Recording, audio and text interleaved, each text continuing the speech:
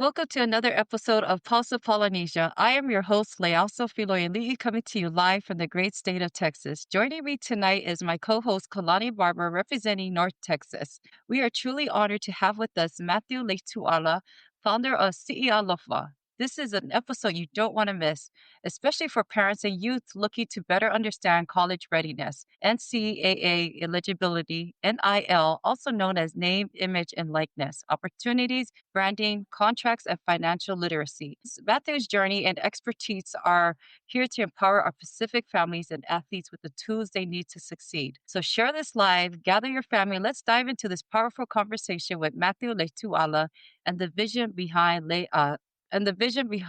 CE Alofa. Welcome, Matthew. Welcome. Talofa. Thank you. Talofa. I'm Kalani, actually residing over here in Bedford, and just can't wait to dive in some of the great things and also to get to know our host in the hot seat, Mr. Matthew. And it's good to meet you. And welcome to all our viewers and especially to our guest as well. Talofa, and welcome. Thank you. I really appreciate you making some time for me to be a part of this. I've watched a few of your podcasts, and I've really enjoyed the content that you all have put together. And I'm also a Texas guy. I'd like to claim Texas. I lived in San Antonio for 9 years, and a lot of my kids have grown up there. And so I miss my Texas. I was very sad when I was with my screwdriver taking off my Texas plates and putting my Idaho plates on. So I miss Texas. I love Idaho. It's been great. This is a beautiful place as well, but it's so great to be here on this part of my journey. And so thank you for having me. Awesome. Well, we're grateful to have you on this podcast. But before we start and dive into CE Alofa, let's start with your roots. Where did you grow up and what shaped you into who you are today? Oh, thank you for the question. I grown up most of my young life in Hawaii. I was born in Hollywood, California, and not too long after that, we moved to Hawaii, and I grew up in two different places in Hawaii, so I have to give honor to both places, my Nanakuli side and also my Kalihi Valley side. And most people know, if you're passing through Oahu, you would know Camp 4 housing. That's kind of part of where I spent some of my growing ups. But I actually graduated from high school in Utah. So in West Valley City, Utah, Granger High School, G House, the Lancers. And so I'd like to give a little props to Granger High School in West Valley City, Utah. But, currently I reside in Moscow, Idaho, where the University of Idaho is, and only about 9 miles from Washington State University. And that's Washington State University is a very special place. It was where I had my first grown-up job out of college from the University of Idaho. I was an academic counselor to football. So back in the day. And so that was back in 2001, 2002, but a great place. This is where my wife and I came here, spent a couple of years in Rexburg, Idaho at Ricks College. And that's where we played a couple of years. She had a great, beautiful 15-foot jumper. And when she shot this one time, I thought, I'd like to get to know her. And so I married an Idaho girl. And so that's why I'm still living in Idaho. I've been to a few places, but, Idaho always brings us, and this is home for us. But, all of our lives when we were young, we would always go to Samoa for the summer. And we'd always spend time in my mom's village, Lalomangu in Alepaka, and then also my dad's village. We would spend some time in Savaia. And whenever we're in Kukuila, we would always spend time up on the mountain. Kapeka is part of that, but Alawau is the village that my aunt and uncle lived, and where a couple of my cousins live. And so there are places there that are very meaningful to us, and especially in our young childhood and growing ups. I was telling someone a story just yesterday about when I was playing football at our Ricks College, our junior college, and this was after graduating from high school, after serving a church mission. I was sitting there in the doorway listening to the Star Spangled Banner, and I remember thinking, oh man, that's really interesting. I'm an American citizen. It's a interesting realization at about 22, 23 years old that all my life I've always grown up to be always known myself as a Samoan, but I never really made all the connections that you're also an American as well. And so that's part of kind of the growing ups that I remember that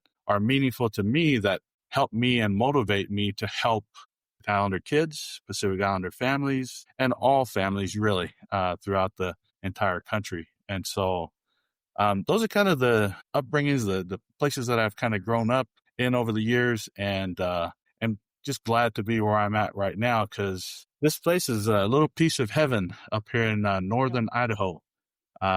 We had a football game last night with my son's 8th grade team, and I just help a little bit with that. And where we are right now, we're only about 3 hours from Canada. So if you can imagine, we're pretty far north in the U.S.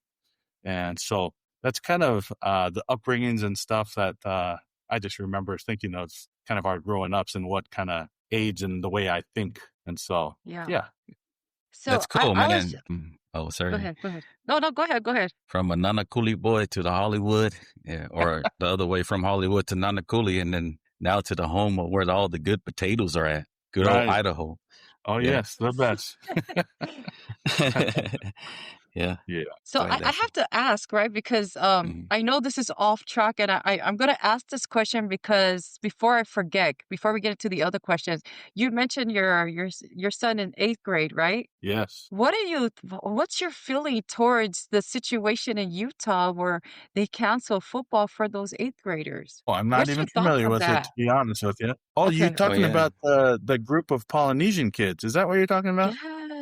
Yes. Well, it's really sad. I think it led up to the, I just saw a little video clip of it, and it's quite unfair. And I don't know if it's like it's racially provoked or racially driven, but it's definitely physical and physique driven. And that's kind of what I've been seeing, is that it's because of the size of the kids and how fast they are and how aggressive they are that they're being asked to sit and not participate, which is unfair, in my opinion. And so I try not to take sides on too many things, but I would say that one kind of sticks out to me because I wasn't a small kid growing up, and I definitely took advantage of things as they came. And, other people have other advantages. And so I would say that, when I saw that video clip, I thought, oh, that's a little unfair. And I wish they would let those kids play, because that's just what it is.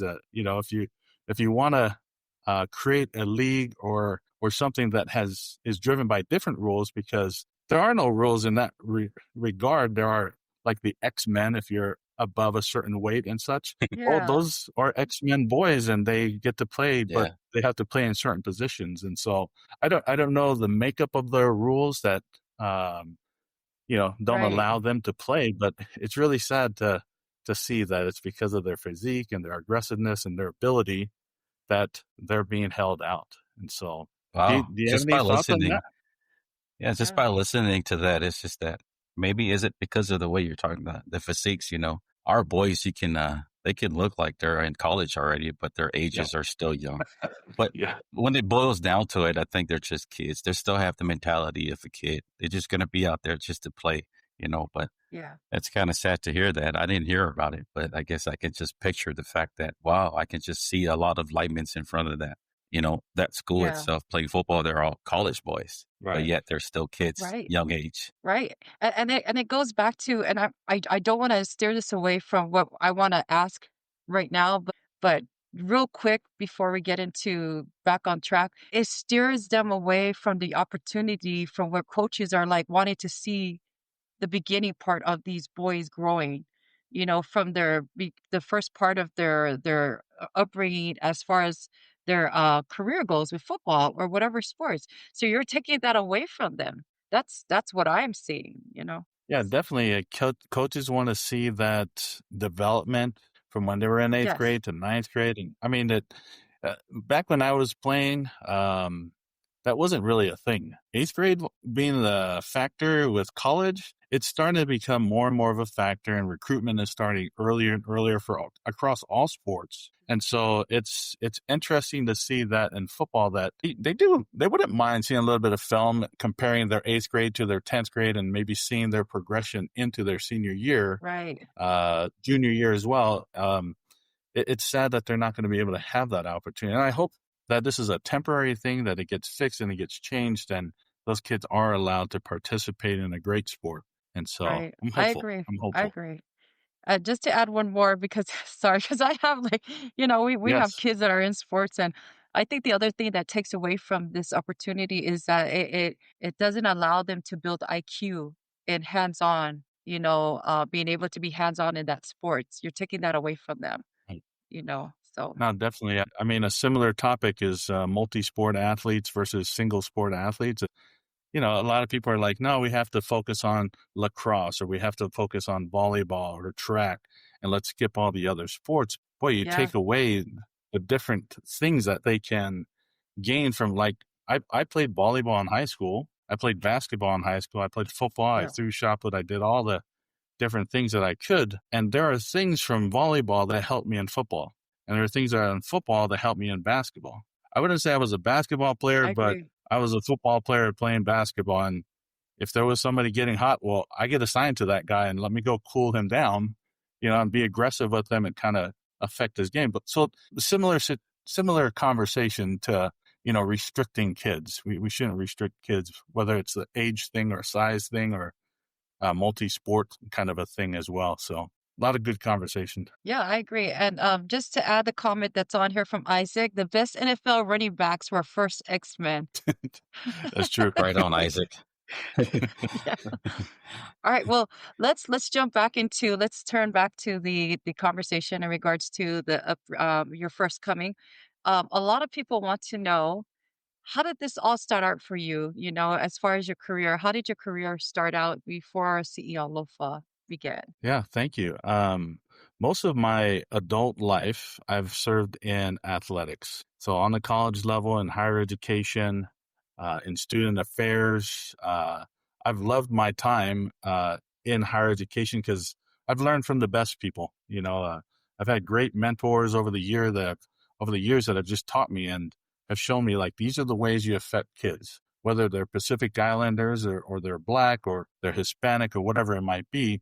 These are the ways that you can really touch somebody and connect with them. And so a lot of times, I just think, like, I've had so many great people in my life that have mentored me and trained me and just inspired me in my life. I have to make mention that, in the church that I kind of live in now and I've lived in for the last several years, that's where I've learned a lot of, like, really loving people. And, I don't know why I feel like I'm getting emotional here, but it's from my service to the Lord that inspires me to help the kids and the families that I get to help.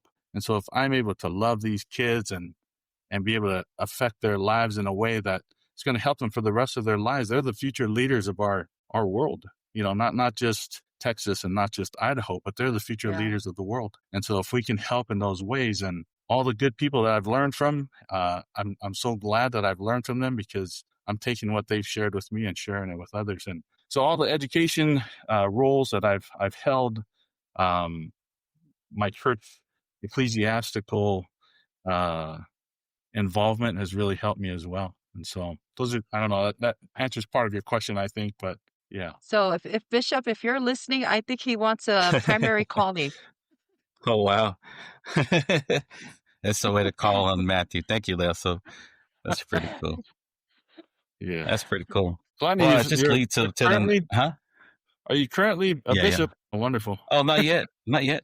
I think Oh. that's one of the goals, but other than that, it's still a goal. Well, watch but your it's back. Still, watch your back. Yeah. At least I'm at a great state right now in Texas. They got everybody's back here. Yes.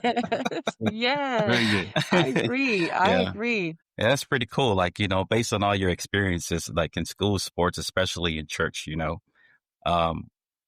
think that your experiences and all your background from all your expertise that you've been through, what that would be a challenge is for all the athletes, that what they're facing today, would that shape everything that you can bring them up as far as to their ability, so that way they can reach the goal. Yeah. Yeah. I think what kids and families, and so, like, my business is about families, and I'm not only helping these kids, I'm also helping families. I think back to a philosophy that I'd learned, years ago that our Samoan people are not too far removed from being fishermen for a day.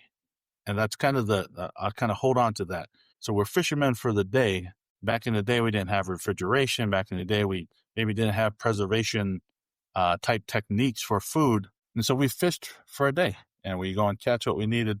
And maybe it lasted throughout the day. But I think just from a philosophical standpoint is that now we have to adjust and we have to advance and we have to start thinking of the future. And so have a savings account that you don't touch, have a retirement plan, and having those types of mentalities, thinking forward and above and beyond what is or what was Pacific Islanders of the past. And so having these types of programs are now I hope my parents aren't watching, but I have to share. I remember graduating from high school, and I remember my parents encouraging me to go get a job so we can help provide for our family. But I was like, I want to go to college. Is it okay if I go to college? And they're like, well, what's the use of college when you can, maybe I'm kind of over exaggerating that, but it was kind of what I had in my mind. It's like, they were saying, don't go to college, but go work so you can bring your paycheck home right now because we need it right now. And I think, I love my parents. Everything I've learned, everything I've done, I've learned from them, and I appreciate and I honor them and everything that they've taught me. And so I would call that a respectful disobedience. Yeah. So if they say, go get a job, I said, well, I'm going to go to college and I'm going to fill this application out. Wow. And I'm going to send it off. And I went and I attended a junior college in Southeast Idaho. And Wait, and I said, okay, so let me stop you right there real quick. So, yeah. A lot of times, a lot of kids, they're all about, no, I'm gonna go get a job because I want that money. What made your young mind decide to take the route of going to college? Were you surrounded by a lot of kids that wanted to do that same thing that influenced you? I had very good friends who went to school. I grew up in the Church of Jesus Christ of Latter-day Saints, and I had friends who went to school, went on their missions, came back and went to school. And I would kind of observe that and think, well, I want to do some of those same things. I want to go and serve the Lord. I always knew I was going to serve the Lord. That's 100%. I always knew that. But college, that was kind of another thing, and I was like, oh, I guess and I think back to those days. So I started college in 93. Well, I'm kind of throwing out my life here, right? But in 93, I started school. Back then, you would not see Pacific Islanders at school unless they're participating in sports or, in some kind of activity. But you wouldn't see a regular student attending just because, or at least it was rare, I would say. Yeah. But nowadays, 25 years later, you fast forward 30 years almost, there are kids going to school. They are studying to be doctors, to be lawyers, to be engineers, to all the different things. And it's beautiful to see that transition that's happened. And I've gotten to have a front row seat working in athletics and working in higher education to see that transition from back in the early 90s to the quarter through the 25 years into the 2000 years. You know what I'm trying to say. But it's wonderful to see that transition. And so, yeah, I think about that a little bit. So do you feel like, because I know when I was in college, I really didn't have a roadmap. I went in there blindfolded. And so I had to, like you, be observant. I went to college because I was tired of doing fit hours at home. And I was tired of, doing the soccer and all that stuff. I was tired of it. And I wanted to Yeah. get away from the rock. And college was like either college or military. But Oh, yeah. when I came to America, like I didn't have a roadmap. I didn't like I knew I was not good in words and English, but I was very good with numbers. But I didn't Right. have like if you were to do this, then you can go to this part of your there was just no goals for me. It was just take these Right. classes and when you're done, you'll be able to try to work towards getting recruited for a job or whatever to be in this position. I never had that. So how was it like what was your avenue? Did you feel like did you have that mentor for you to guide you? Or were you just being Yeah. observant to find out yourself and ask the question? Because I couldn't ask question. I just grew up, everything was hush hush, just don't talk. just just Right. observe and just don't talk at all. Well, I like I said, I've had some of the best friends and best mentors in my life, and I Hmm. followed my friends, and fortunately, and it was a huge blessing that I had good friends that did good things, and I tried to just follow and went to that junior college and, Yeah. got into different majors because, what are you studying?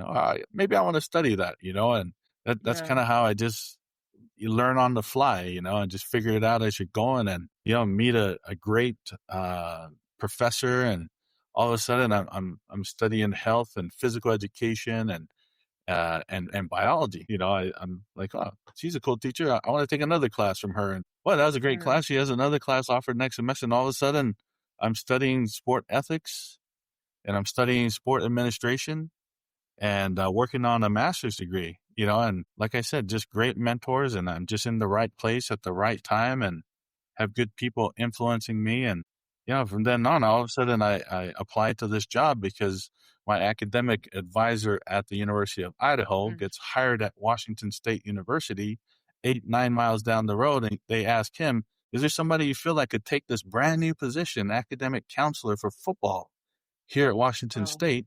And he says, I know a guy. That happened to be me.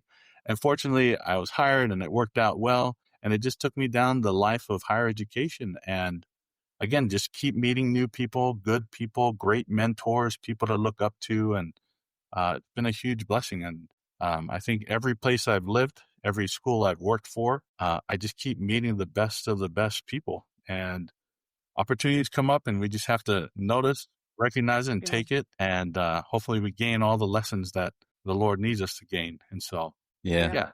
I want to Enjoy go your, back on what you were saying, Yeah. When you were explaining, like where I was going to be fisherman, so fisherman is a fisherman.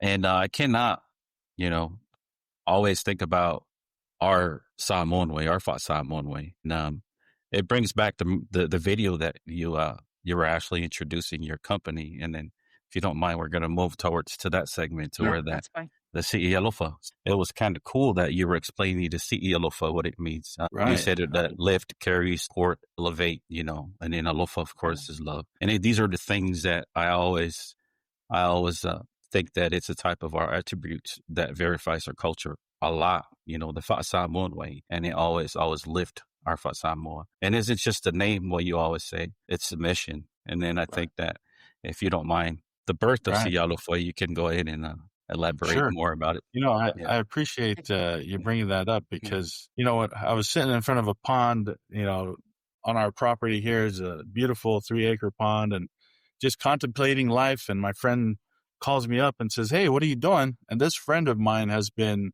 kind of pursuing and asking over, since about 2022 or 2021, hey, what do you think about this? What do you think about this? What do you think about this? And I say, that's a different lane that I'm in. I'm in academics and I help kids prepare for college and go through college and prepare for life. And the NIL side of things is more the money side. And I'm like, I'm not really in that lane, but the things work out to where I get separated from Washington State University. I'm looking for another path. And he happens to call me 2 days after I separate from Washington State University. And he says, what do you think about this? I'm in. It was Nice. about that Everything fast. lined up good. I'm in. Yeah. Because I had started Wow. looking at other academic jobs. I started looking at other athletics jobs, student affair job. And I'm just like, I'm not really feeling that. I feel like there's something else that I need to do. And so he was an answer to my prayers. And he says, what do you think about this now? I said, man, I'm in. And so as we kind of discussed and as we kind of went over things, he's a lawyer by trade. And he says, well, what are we going to call this thing? I said, oh, that's an easy answer.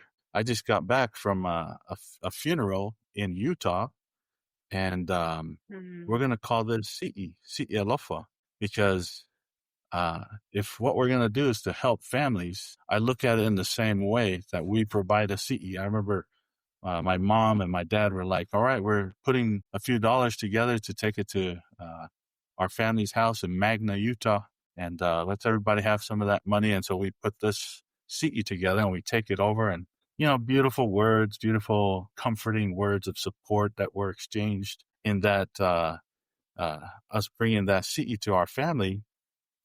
And I just felt like, man, that's exactly what I want to do. I Yeah. just want to Wow. help Nice. families. And so when he asked me that, what are we going to call this? I said, we're going to call this CE. And we're going to call it CE because we want to do this because we're motivated by love. We love people. We love our families. We want to help them. And everything that we have here, we want to share it with everybody who needs that. And so that's kind of the birth, and that's the beginnings of things. And I love it. You know, I've had so many of my business friends who are like, well, you know, if you name it CE Alofa, then it's going to kind of really go towards maybe Pacific Islander families. Yeah. I'm like, well, I don't have a problem with that. And I feel like this is the purpose and the reasoning behind naming our company this is because it's the motivation behind it. It's the purpose behind it. And this can transcend culture. So we're going to do great with our Pacific Islander families, but we're going to do great with all families. And so right now, part of my, half of my clientele, whom I call, they're half Palangi and half Samoan and Tongan. And so I'm like, this is going to work no matter what. If we feel like we need to have a different iteration down the road, great, we can do that. We can change it. But right now, this is going to work because I'm so passionate about the purpose behind this and how much we can just share. So a lot of times, people are like, are you kind of a salesy kind of guy? And I'm like, Yeah. Well, I am motivated to earn money and I need to pay bills, but man, I'm more motivated to help people. And if I earn a few dollars along the way, sweet. But I want to help people and I want to take what I've learned and just share it with people. And so that's the main thing behind it, and to have an opportunity to lift families and to educate families. And so right now I'm trying to talk with people who reach out to me and I say, can I talk to your team? Because I just want to help as many people as I can in one shot, And so I'm trying to get up to Alaska this next week, and I'm trying to connect with a couple families that are up there. And Alaska is kind of the stepchild to the U.S. because no one goes up there and recruits. At least that's what I'm learning, is that it's difficult for people to get individuals like me or even coaches to go up there. Yeah. So I'm trying to connect like 4 schools that are in Anchorage that are supposedly the biggest schools that are there. And I have good friends, Ma'otosi, who you all had interviewed previously. Yeah. He's in Alaska, right? And I'm trying to connect with the people that he kind of grew up with over there and has lived his life up there. And so he's setting me up with his family. He's setting me up with coaches that he knows. And I just want to go and just educate people, and nice. Of course I want to earn.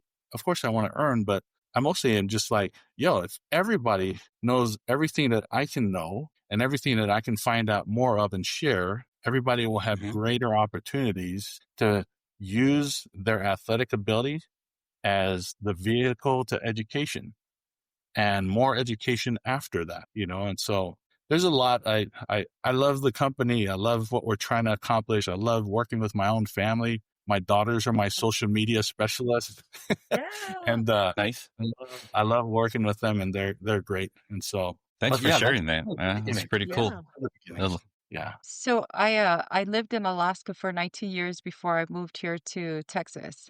And so Anchorage, of course, it has like 4 big schools there. And then there's another one in Sedona that you probably might want to tap into because there's a lot of Polynesian kids there as well.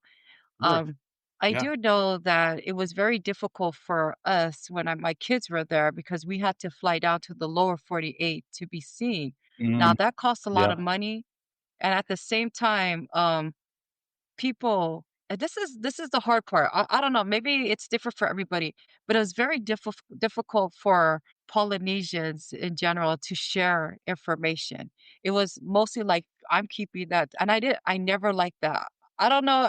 Again, don't come at me, everybody, but I was more of the type that liked to share information with everybody, but a lot of people like to keep that. And with that being withheld, you weren't allowing to help other people at the same time. Now, with Alaska, there's so much talented kids. And it's so sad what happened to a lot of the kids that grew up with my kids because they're in situations that you should have been at college. You should have been in the NFL. You should have been in the NBA. But the reason Right. why they succumb to where they are right now, which there's still time for them, but the reason why they succumb to that situation is because, like your situation when you got out of high school, go get a job. Go get a job. Alaska is like Hawaii and is exactly like California, where it is so expensive. Mm. It's so ridiculous that even going to college is you have one university there, it's University of Anchorage, Alaska, other than going to these training schools. But other than that, Hmm. it's like you just cannot afford, like me having my degree, taking care of my 6 kids and with my husband, we had to live in the ghetto to afford to have food in the fridge. That's how bad it was. Right. So I could understand why parents had their kids go straight to work instead of having to go to college or whatever. And it comes down to they don't have people like you to, hey, this is what you can do. You don't have to wait for these camps to come in the summer Right. to go to those camps that come to Alaska for the summer. I have the information for you to start off with to be able to get you exposed. So what can you say to those who are in Anchorage, Alaska, who are dealing with this? And this is also the same for those who are in the islands of Samoa, because I also get people from Fiji asking about, hey, when Kiki was on, they were also asking about that too. So what can you say about those, Well, it's shortcomings that we are not able to expose out there? right. I think when I was listening to Keiki talk, he was like, just reach out to me. And I kind of offer the same thing. There are I have a number of paying customers, but I have a bigger number of people who I just say, just call me and ask me or text me. And I just want to answer your question. So I probably have 5 times as many of those folks who just want to ask. And I'm like, that's fine. Just ask me. And, maybe they can't afford certain things. And I just say, don't worry about the money. Just text me and ask me and let me try and help you as best as I can. And, it works out. It's working out great. And what I say to those folks there, I'm going to be like Keiki in a different sense in that he's coming out with a handful of scholarships. Well, I want to create a roster that coaches can come and say, hey, I need a linebacker, and there wasn't a great in the portal. Do you have any linebackers that you have on your roster? And I want to get to the point Sorry, where I can did say, you get that, as a Kalani? matter of fact, Yeah, yeah. I want to kind of be like Keiki, and his offering is, Mhm. he's coming out with scholarships, and I also want to create a roster of individuals that I can take back to coaches. And I have a good network of coaches that have been helpful and good mentors to me over the years. And I just want to give them an opportunity and say, hey, I have a list of athletes so that if you feel like you're looking for someone in a certain way, reach out to me. You need a Nice. linebacker. I can go and talk to linebackers at times when you can't talk to linebackers. And so I think it's a beautiful advantage. And maybe by saying that, I'm going to mark myself, and NCAA is going to come and say, well, you can no longer do that. I don't know. But, there's going to be opportunities where I'm going to be able to speak with families and speak with kids in a different way than Yeah. coaches do. And it's going to create a great advantage for me to, number one, help those kids at any time. And number two, just be a resource to coaches when they're looking for, I need a middle blocker. I need something, and I'm grateful to be that. And I'm coming, Alaska. Let me just say that.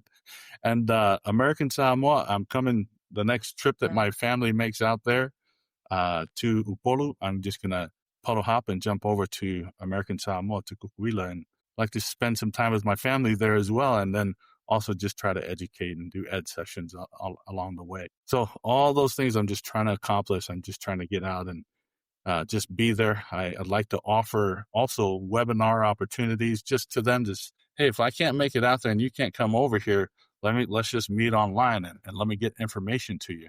And Right. so that's kind of the drive to get out there to help people. And then, if people are getting on my website, there's good information and we can tag it into other resources through the NCAA or, wherever it is that they need to find that information, I can help with all that. And so one-stop shop kind of a situation.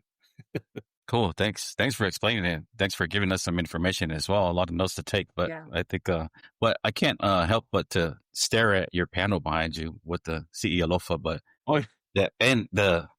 it leads to our next question too, if you don't mind. Yeah. I know that this NIL thing, it's so popular. A lot of people always talk about. The thing of it Okay. is I myself don't know anything about it for sure. And Right. it just sounds so simple. Name, image, and likeness. So my thing is, I'll just take it how it is, self-explanatory. My name, For sure. my image, and my likeness, right? So that's my interpretation. You know, Right. it sounds so simple, but man, it's very complex the way I was Yeah. actually looking into it without guidance from any expert like you. You know, to Well, me, I it's just base it on. Go ahead. thank you, Kalani. It's a great Yeah. question, and I'm Mhm. trying to just stay on top of it because it's changing so much. Yeah. And so the I main see. thing Okay. that I would share is that there are essentially two pots of money, right? There's the Okay. NIL money, and then with the new things that have gone down with lawsuits that have happened recently, House versus the NCAA is kind of the most recent one that just happened that allowed for some changes to happen. And so profit sharing is kind of something that you're going to hear a lot more, profit sharing. So each university earns X amount of dollars every year, whether it's TV money or ticket sales or whatever it might be that they're earning money. Well, Okay. now they're required to share some of that money with student athletes across all sports. So Wow. that's one pot of money that people need to be aware of. And then there's the NIL money, which they think it's the same, but it's actually not. It's part of the same conversation, but it's not the same. NIL is actually when you're using your name, your image, and likeness to earn money. So the example, I don't know, it always jumps in like because I love cookies, I guess. Crumble Cookie calls up and says, hey, you have a great following. You have about 5,000 followers, or you have 20,000 followers. We'd like to contract with you to post some information about our company. Would you do that? And if you accepted that, we can pay you X amount of dollars. So your NIL dollars, to be that type of sponsor, to be that person that represents Crumble Cookie. And we'd like you to do that once a week for the next 4 months. And you're pubbing our information, and we're also getting your name out, and we're actually paying you X amount of dollars. And so I would say those are kind of the two main chunks of money that people need to pay attention to. So when you sign with San Diego State University and you're coming in as a lacrosse student athlete, and then they give you this profit share money. I don't even know if they're participating, actually, San Diego State, but if they are participating, they would say, hey, here is your financial package. And your financial package includes your scholarship, which is housing, food, living expenses, etc. But then there's also, of the roughly $14 million that are going to football, you're going to get this amount of money. So this is the money that's from profit sharing. So they've earned so much money, they're going to share that with you as well. What I've learned is that there are several schools that have a tier program, a tier situation where they say you're a tier 1 athlete, so you get X amount of dollars. You're a tier 2 athlete, you get X amount of dollars. And a tier 3 athlete gets a certain amount of money as well. And so, like I said, I'm learning a lot of this on the fly because things are changing and schools are just figuring out what their philosophy is. But every school who is participating in this has to come up with $20.5 million that they're going to divvy out with their student athletes. And football being for the most part, if you have football, they're the ones who are bringing the most money into your schools. And so I've seen different. Do they allocate it based off the amount that, like, for example, football gets about 40%, most of the income. So 40% of that profit goes to football athletes. And Yeah, then, every school deviates can it based off determine. the percentage. Every school can determine what they want to do. And Okay, got so it. most schools are going to be somewhere between 14 and 16 million. Of that 20.5 million, if you're participating in this, 14 to 16 million are going to go to football. And then everything else gets divvied out with all the next sport. Being basketball, the next, that's a major contributor, maybe volleyball, and then all the other sports, they'll get a piece of that pie. Okay, so So a it just question. depends. Okay, so I got a question in regards to like kids who are in college right now. Their financial literacy is not really, they don't understand these things. You tell them this Yeah. stuff, like I tell my daughter, you don't understand, I pay this, is that they don't care, right? They don't really care. They just, the tangible is what they want. So how do we protect the student athletes? Is this where you come in to protect the student athletes so that they have that information knowledge, like, hey, you are not seeing this. The school is getting this much money. You should be getting this portion. Is that how it works where you step in? Definitely, I help with the education process before they enter college. the colleges, if they have the monies that they put aside for that, they have programs that are built into athletics that educate them on this is what you should be doing with your money. This is how you need to allocate to your own expenses. And so some of the bigger schools who have that money to pay for those programs, they have those set up to learn and they'll all be during their freshman year and some advances in their later years as, their contracts might change. They have a great season, what ups their money perhaps. They have another great season. They win a championship of some sort. Maybe it ups their money even more. And they keep changing on that tier 1 to tier 3 situation. So it just depends. And so I help with some of that education. Yeah. I have a team of individuals that help me with what I do. And so I have financial planners also to kind of educate kids. And I say kids because they're the high school kids that are going into college and helping their parents also understand. So if you happen to sign a deal, it's a $1.5 million deal and you're 17 going into college, what does a 17-year-old know about $1.5 million? Mom and dad are helping with that as best as they can. I have financial planners that help with that as well. What do you need to take care of now? What are your immediate needs right now? And how much of that can we save for a future time so that you can become a millionaire again? And we're investing that money, and that money is working for you so that, in 15, 20, 17 years or whatever it might be, you're going to be able to be a millionaire again because it's been working for you. And so that's part of I hope that answers part of what you're asking. It has. This also applies to high school kids because I know I've seen some high school kids that are, even some Polynesian high school kids that are on Nike endorsements. And so NIL also applies to them as well.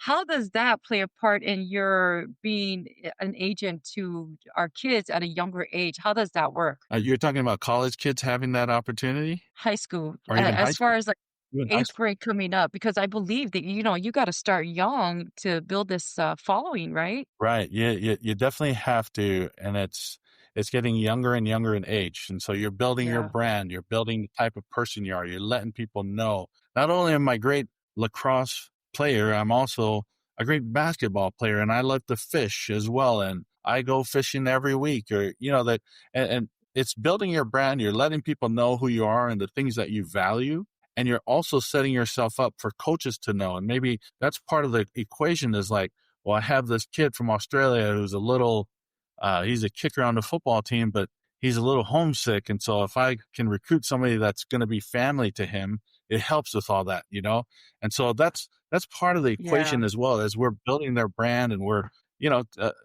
one of my kids, one of my fellows, he's in Las Vegas. He's, a football player there. And we're just kind of having those conversations right now. Like, what do you value? What are the things that you find important? Are there companies or things that you're interested in? And let's kind of converse about that, because we're going to reach out to these companies and we're going to try and approach them about a partnership with them and utilize your name, image, and likeness. And so we got to get your X account up and going and your Instagram account up and going as best as we can. Let's try and build some followers, because I'll show them different apps that are available that he just needs to put in, like, my name is this, my high school is this, my position is this, and I do these great things, and these are my accolades, and these are how many followers I have.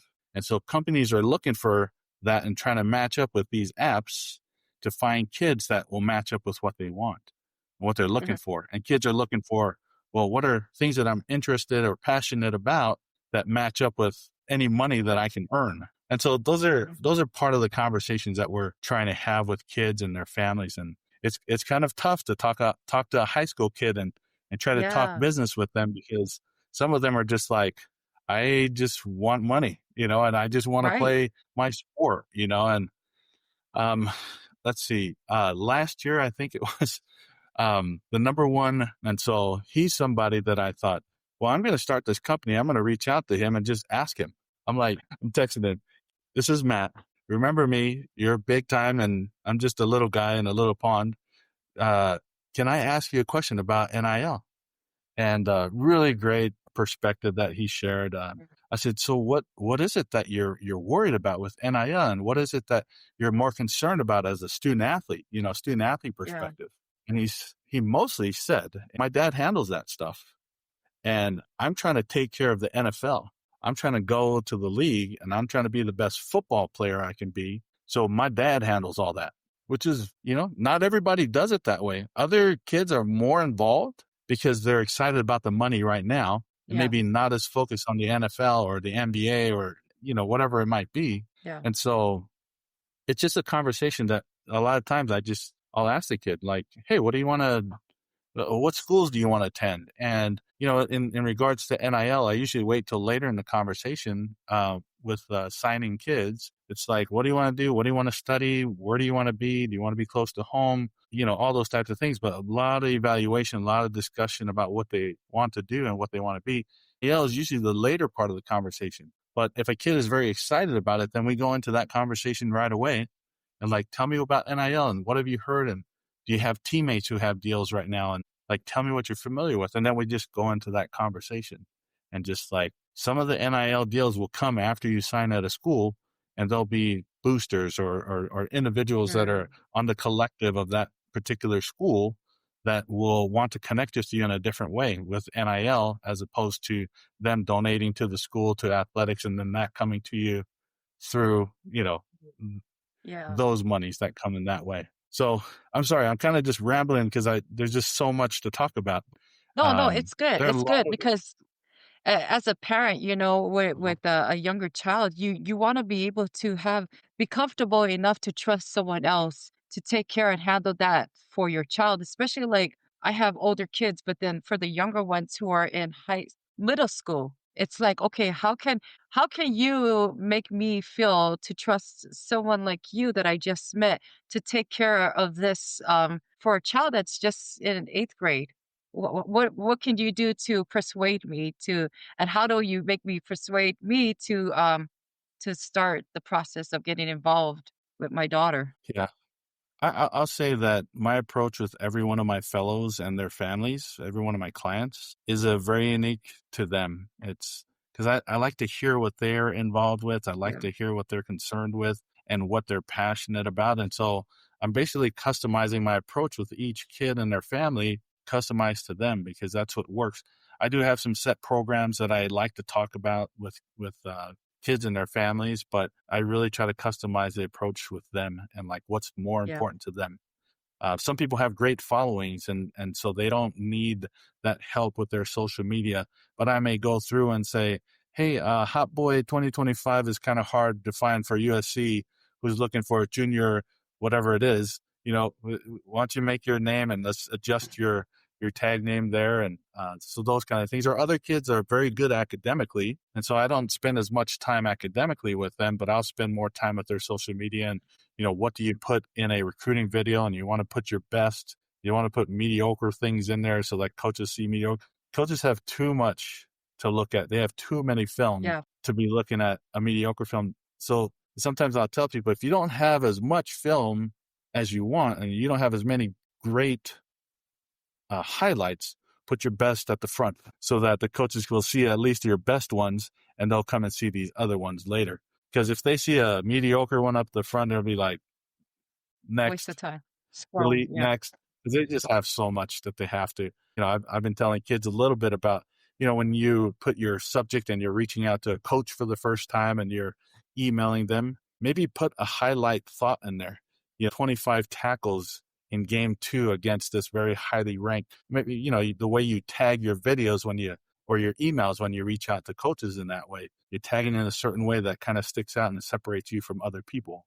But those are the important things to kind of help kids on the recruitment side and making sure that they're getting their best look right now with their first opportunity with a coach or whoever it might be. So yeah, I know. Sorry. Yeah, I want to put myself to where that I'm like a fresh off the boat guy from Samoa. Coming straight from Samoa. Now this whole NIL deal, they probably heard about it, don't know anything about it so I'll just put myself to where that, okay, if you were about to help me out, all of a sudden I get to talk to you and all that, and I need some guidance and also to lead me to this path, because this is something probably it's actually our young athletes in Samoa and supposedly parents as well that wanted to know as well. So let's just say that I'm over here in the States and I'm actually talking to you. After the fact of signing the contracts or scholarships with the college and stuff like that. which would be said that the NIL deal will come after that. If you don't mind walking me through um, to explain me how this is going to, in the basic level, so that way our viewers, some of our younger athletes, for example, of course, the name, the image, the likeness. Is it always based on social media for this uh, platform or this program, NIL, or is there any other things that they can actually do? I'm pretty sure that some of the stuff that a lot of people like to post is their arts and stuff like that Right. that can actually draw some sponsorships that it can help. But just in your own basic level words, if you don't mind, just to walk me through, how can I be this person? How can sponsorships actually come to my page and then look at what I can do to actually at least build something out of myself as an individual, so that way I can put a name up there and my image as well as a Right. fresh of the boat kid from Samoa. Okay. It's a great thing, Kalani. I'm glad you are where you're at and you have some opportunities. You have some schools that are interested in working with you and scholarshiping you right away. If you're a senior right now, Kalani, let's look at some of these schools and what they kind of offer. I always like to look at positions, like what are positions that they have, what are openings that they have, and just seeing like, do they need a linebacker? You're a linebacker, great linebacker. What are positions that they have open and who are they graduating? Who are they going to need to fill those positions? So that's part of the conversation, just making sure that, are we going to the right school? Are the right schools recruiting you? Are they looking at you for that particular position? Because some coaches will take you at that position and say, yeah, you're going to be this position, but they're planning you for another position. So to really find out that information with coaches and so on. Looking at social media, let's say, Kalani, I've looked at your stuff. You have some videos in there and they're great highlights. And what else do you have? And if I'm talking to you, Kalani, and you don't have that much video out there, what other things can we put together for you? So if they're not game film, Kalani, do you have workout films where you're working out with your strength coaches or whoever it might be? We want to record some of those as well so that we can include that in your videos. So time out. Let me step out. I'm just talking to you like you're one of my actual potential. Following you. Thank you. So Kalani, great job. You have what you have right now. Let's see if we can build a little bit more. And so if you don't have game tape, which is totally fine, there are statistics maybe that we can find and we can put those in a post and we can put that out there and we can put it in your profile. If you have an X account, let's put all that information up front. What are the accolades where you all state where the accolades that you would get in American Samoa? What are some of those accolades that you might have? Even academic accolades are huge and important to know. Who are people that we might be able to interview in a social media standpoint and just say, hey, tell us about Kalani and tell us what kind of student he was and tell us what kind of football player and what kind of family person is he and, what are other things that you know about him that are meaningful to what coaches want to hear? And so to put together some content in that way, if you have film, then great. You have some film, let's utilize that and then let's strategically put and roll those out so that we can make sure that everybody really knows who Kalani is and the type of person he is. And, if we're trying to connect you with some kid that's currently on the team, then it's beautiful. Part of what I tell coaches is that if you want to recruit a Poly kid from whatever Polynesian islands they're from and their family is from, you have to recruit them as families. So if you offer Kalani a scholarship, there's another kid on the team that needs a scholarship that comes with Kalani. He's moving thousands of miles away from where he lives. What are other kids that are on that team that you can utilize and offer a scholarship to as well? And so it's interesting so let me step out again. It's interesting to see the results of House versus NCAA because now there's changing of numbers for rosters. Where football, I remember starting at WSU the second time back in 2002, and we're just kind of getting over the effects of COVID. And so people would get an extra year, a COVID year. So you might have heard that where it's usually 5 years you get to participate in your sport. Well, now they gave you an extra year. And some people had a 7th year because they had a red shirt injury type of year or something like that. So they'll get a 7th year. And so it's interesting to see kind of those things because so now, Kalani, we're trying to get you into that situation where, number one, we're getting you in. I'm kind of trying to customize that to you, just making sure, going back to making sure we have the right social media following and set you up to where coaches can find you, and I can educate you to where, hey, these are the schools that you want to go to. These are the schools that you're interested in. These are the tags for those coaches. And so we'll tag those and message them off of your social media and draw them into yours. And as soon as you get your first scholarship, Kalani, we're going to tag that coach every time you post something so that they know that, hey, when they offered Kalani Barber this scholarship, they've got a great linebacker. And every time you post something, not only is he a great linebacker, but he loves his family. And this is how he shows it. And man, here's another video of the type of work ethic that Kalani Barber has. And we're always posting and we're always tagging that coach. So, the social media side, I think, is huge when we're kind of connecting in that way. And if you don't have social media, that's okay. We can build that. And that's kind of what my daughters are really great at is building that social media side of people. So, well, thanks for sharing that. Now hopefully that our viewers, and especially our young athletes from American Samoa or anywhere in Ireland, that's pretty much the process of how it gets to there. And that's just what Coach or, Brother Matthew just explained. Hey, this is a resource that you guys can always reach to, and then always will build your personal, I guess, in terms of the NIL language brand. I can brand you to where that you can actually get you up here and get you the opportunities with all the, all the talents that they have. And then that's another thing too that I always talk about, and I'm pretty sure a lot of our Polys athletes can relate to about the talents that they bring up, but without the resources and everything that you have to explain, somebody that can actually guide them, lead them towards that where they can actually understand, because not every parents can be with their kids when they go to college. Yeah. And they're always relying on their resources, and hopefully those resources that they can trust to the fullest. And like what Sister Leituala would say as well. And it's kind of pretty cool that it answered my other question, that what you just explained, it better fit our younger athletes from back home. And it fits well, not only the educational part, but also the program that it's better fit for them. So that way they can get there and excel the opportunity to their ability. So that way they can reach that goal.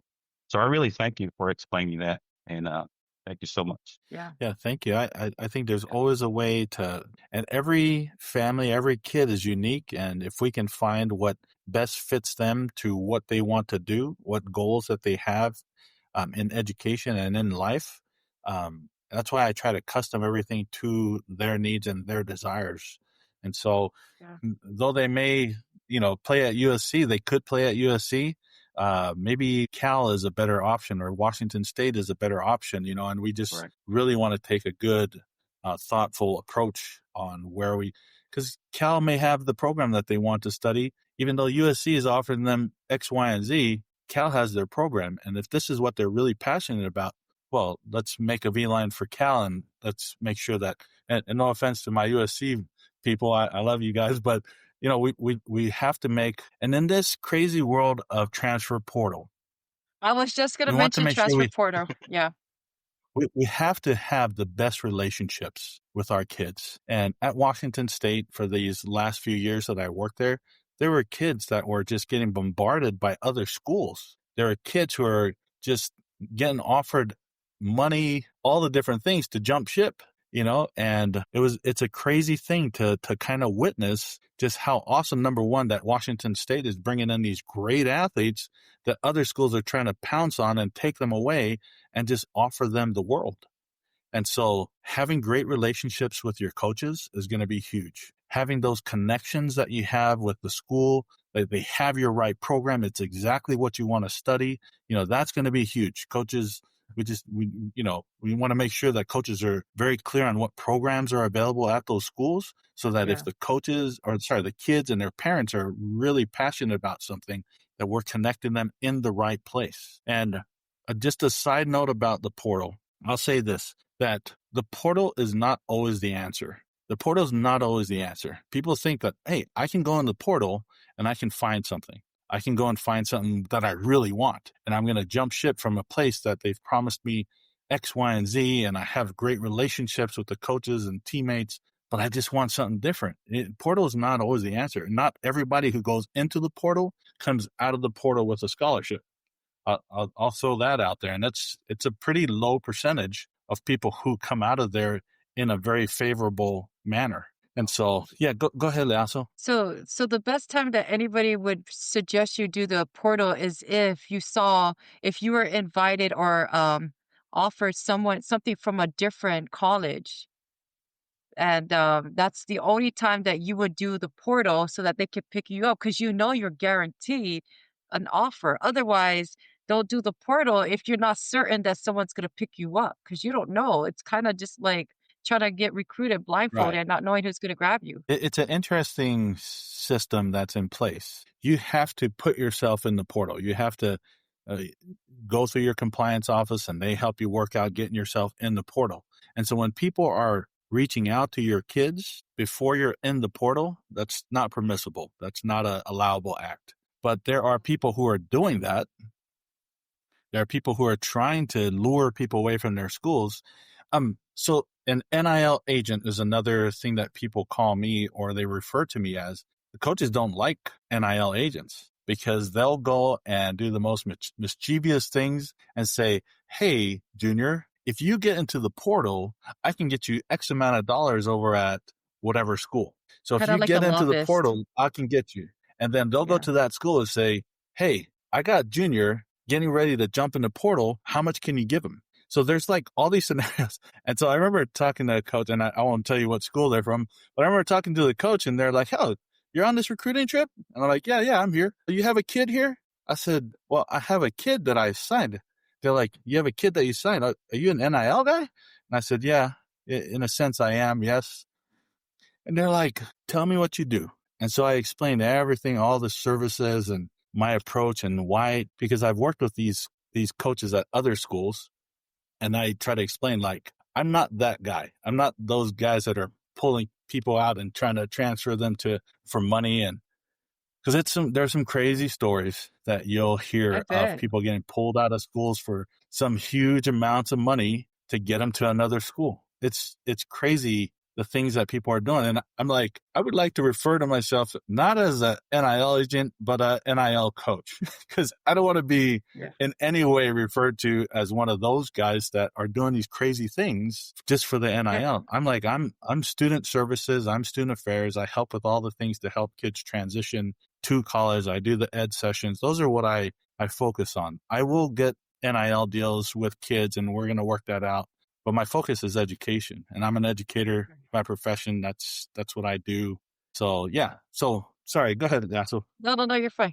So this is why it's so important that our Pacifica people need to understand this, is because we get information from so many different resources that our mind becomes so cluttered, and we just said, forget it, I don't want to deal with it. Whereas we have people like you where we can be very, very, it's such a reliable resources for us to fall off of and fall back on, because we don't want to trust someone that is going to take our child, utilize them for profit, and then not be in the interest of our own children, that, you're pretty much setting them up for failure, because there's a lot of that goes on, right? And I'm sure you've seen that happen a lot. Yeah. It's crazy. Part of when I'm talking with families, because it's usually mom or dad who communicates with me by email, by text, through our social media platforms. They'll want to have that conversation. I said, great. Let's meet on this date if that works for you, this time, and we're able to meet. And I'll say, please have your son, or please have your daughter, or please have your sons, all your kids who are involved with this conversation. I really want them there. And I'll just say, they're who I actually talk to, even though mom and dad, you're in the room and I really want you there, but I really need to talk to your kids. And so I just had a conversation earlier today, and they were in their car, and dad had the phone, and he had the phone on him, but I would ask questions, and like, let me think of it. I'm going to use the name John. I'm like, so John, how was school today? And the dad would be like, how was school today? And the camera's still on his, and I'm like, well, I want to hear from John. Can you just let me see John's face. I've never even met them, so I'm like, show me John's face. Okay, John, how was school today? Tell me, what kind of a student are you? A good student? Oh, yeah, I have a 3.0. Okay, good. That's great. I'm glad to hear that. If you don't have at least a 3.0, colleges will be like, well, I don't know if he can handle school and play football. If he can barely do it on high school level, can he handle it on the college level? So, all those kind of conversations are happening.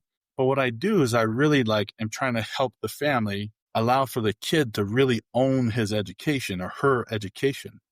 I'm like, this has to be something that comes from them. And when college coaches are talking to them, they'll talk to mom and dad, but it is more important that the answers come from the kid so that they can see, oh, this kid's actually serious about this. And he can talk to me about, a cover 3 defense in football. And that's great. But they can also articulate that they're great students and they love the subject of science and et cetera, et cetera, et cetera. So I'm trying to wean the kids away from their parents, but also being very respectful to mom and dad and grandpa and uncle so-and-so. And it just reminded me of something, it's such a cultural thing because we're so taught at a young age to be very respectful of our elders, and so we're always kept quiet. And that was pretty much how I was growing up until I, stepped away from all of that and stepped away from, I love my parents, but it was when I stepped away that I realized I had a voice, and so I pretty much was able to speak more. And I think that's how it is with children. When they step away from their family, they're able to have their own thoughts and minds. They become their own being. At the same time, I remember talking to one of the coaches back home in Samoa, where he mentioned a child in America called and asked, "Hey, I need some money. I don't have money here in America." He asked him, "Well, where's your scholarship money? Where did it go to?" That money went back to his parents back in American Samoa. So how do you deal with that? I don't think a lot of them understand how this works and that doesn't really help their child while they're in college. Right. There has to be, like I mentioned early on in our conversation, the respectful disobedience. And that's kind of when people hear that, they're like, what is that respectful? Like you have to be respectfully disobedient sometimes in order for you to grow legs, in order for you to grow your own thoughts and your mind and your own belief system. You have to be respectful by saying, I need to figure this out, or I had the scholarship dollars and it might be like a scholarship of $1,200, but I may need only, I don't know. It's a big philosophical, it's a puzzle that you have to figure out, and you have to be respectful to mom and dad. And what I'll say is I'm also want to be respectful to all the mom and dads in the world, but they need to understand that their kids have a certain level of need that those scholarship dollars are built off of. And so if you've never understood a scholarship is, what is the tuition cost? What are the fees? What is the highest meal plan that you have on campus? What is the highest housing situation on campus? And all those different fees. And then they put it in there, and that's how they calculate what a scholarship covers. It's all the different packages in that way. And so when you look at that, you could say it costs this amount of money in order for me to attend school this semester. And I could have extra, I guess. Maybe if you do have extra, maybe that's something you can consider sending to mom and dad back home, or something that they can consider possibly receiving from you as a parent of a scholarship kid. It's a tough conversation, and I've had those conversations with families, maybe not from Samoa, but our Samoan or Tongan families that are having those conversations with their kid. Well, they need to send us some of that money because X, Y, and Z. And I have to just, let me be respectful in how I say this, but they need that money in order for them to eat the amount of things that they need to eat from a nutritional standpoint, in order for them to be competitive with their current teammates and then across other schools and competing with other schools. And so this money is the minimum amount that they actually need to be competitive. And so I tried to break that down with parents. And once they see, okay, this is how that's put together, and this is the breakdown of those scholarship dollars. Okay, great. They are less likely to expect something, and they don't know that, well, the money that they get is exactly how much they need for their scholarship and for their living and for their to be able to survive over there. So I think some of those conversations are really helpful in that way, just having a better understanding of how you put that scholarship together. And it's not really extra money. The NIL money you can consider extra money, in my opinion. All of this conversation all started with kids saying, "Oh, there's not enough money in my scholarship to live. I didn't eat last night, or I didn't eat this morning because I don't have scholarship money." Well, the truth is, and I'm from the old school, I'm from before all the NIL stuff, is there's enough money, and this is the way it's broken down. So there is actually enough money to cover your expenses, but now we're getting into profit sharing. Well, the university makes so much money off of each individual, they deserve a cut. It's a little bit different, a little bit different of times, but that's kind of how we go crazy. Yeah, that blows my mind with the profit sharing. Because I know, darn, I think I'm gonna spill in the TMI.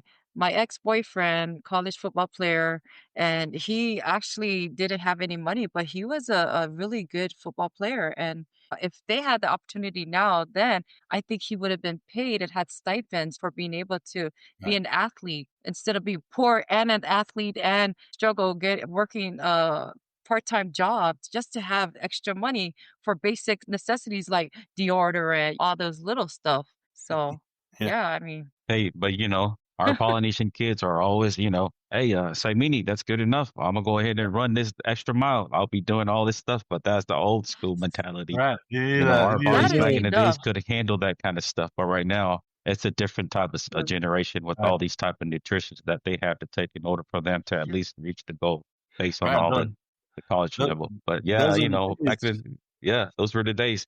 Hey, I don't have any money to go eat something. What do we got? Oh, I got plenty of saimini in there. Let's go ahead and make some saimini. Yeah. And then all these athletes, hey, how do you guys get so big and full? Well, it's a secret. It's a champions. Breakfast of the champions. If you need a little protein to add in there, you just cut some hot dogs in there. You're solid. Dogs, That's good enough. From the cafeteria. Make sure you have 10 scoops of rice and we're good. Yeah. Add the ketchup on there. Yeah. College days. That's all we survive on. A little side story. I have to tell you the side.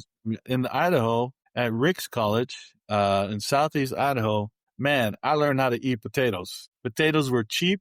I ate potatoes every way you can imagine. Every way you can imagine. Soup, in pies. My favorite is hash browns. I'm like, I just want some hash browns with some ketchup. And that's how I survived my JC days. Nice. I mean, you see it everywhere you walk down the streets anyway. Right. Potatoes everywhere. Yeah. But just want to take it back if you guys, if you don't mind. Go ahead. I heard about a story when you and Troy Polamalu went to American Samoa. Yeah, 2011. Please tell us right? about that. That a great experience. Wow. Some of the athletes, or you still remember some of the young athletes that you talked to, or some of the ones that actually told the stories and inspired you. So I'll say this. It's been years, and I've had too many concussions over the years of playing football that I don't remember a whole lot, but I do remember a few things. Things I do remember.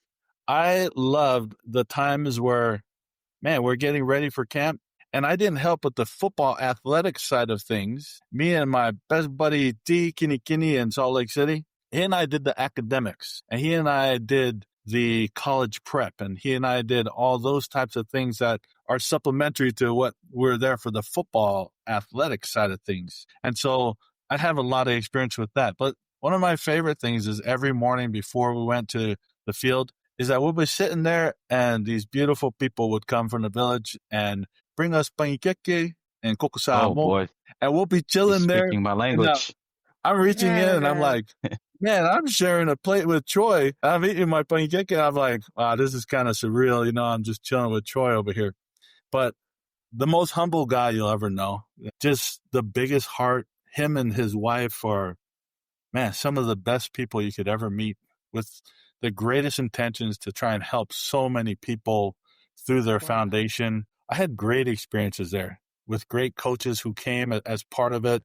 I was part of All Poly Sports, All Poly Football, which is mostly out of Salt Lake City, but we've also had camps in Hawaii and camps in Texas.